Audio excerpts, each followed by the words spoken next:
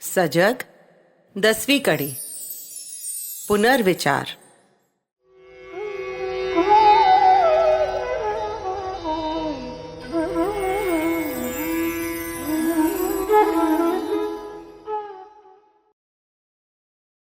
नमस्कार।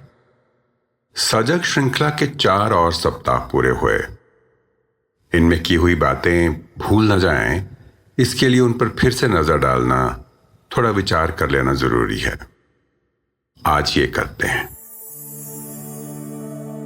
सबसे पहले 2 मिनट फोन को रोककर सोचें, पिछली 4 कड़ियों में क्या विशेष बातें सुनी, कौन सी बातें अपने और अपने बच्चों के लिए सही लगी, कौन से सुझावों को करके देखना अच्छा लगा।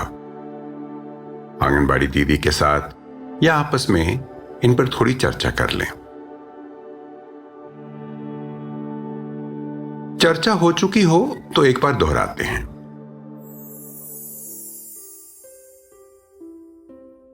पौधे, पानी और धूप में यह जाना कि माता और पिता अपने स्वभाव से ही बच्चों के लिए अलग अलग तरह का वातावरण बनाते हैं। दोनों प्यार दुलार, खेलकूद और बातचीत से बच्चों के साथ जुड़े रहें तो उनके व्यक्तित्व के अलग अलग पहलू निखरने लगेंगे।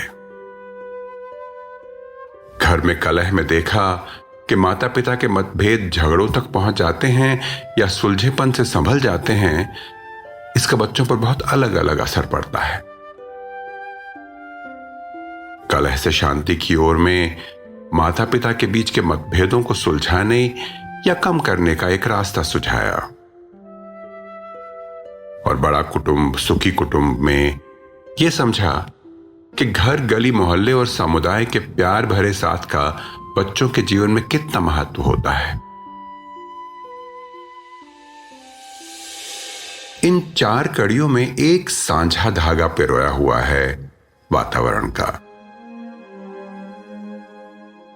बच्चे किस तरह के वातावरण से पनपते हैं, उनके आसपास की घटनाओं से उनके मन पे क्या असर पड़ता है, माता पिता के अतिरिक्त गांव, गली, मोहल्ले और समुदाय की उनके जीवन में क्या भूमिका है।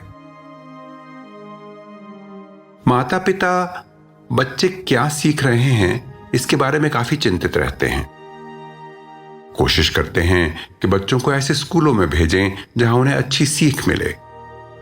उनकी जानकारी बढ़ाने के लिए किताबें और दूसरे साधन जुटाते हैं, पैसा और समय दोनों खर्च करते हैं।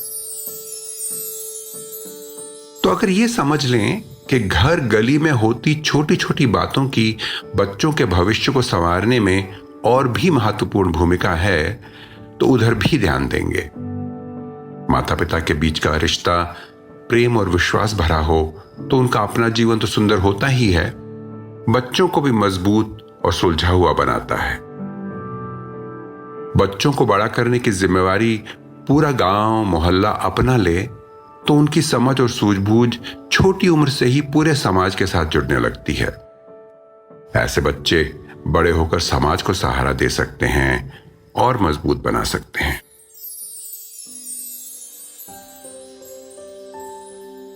पिछली बार की तरह इस बार भी याद दिलाना चाहते हैं, जो जो सीख रहे हैं, जो जो सही लग रहा है, उसे बार बार करके देखें।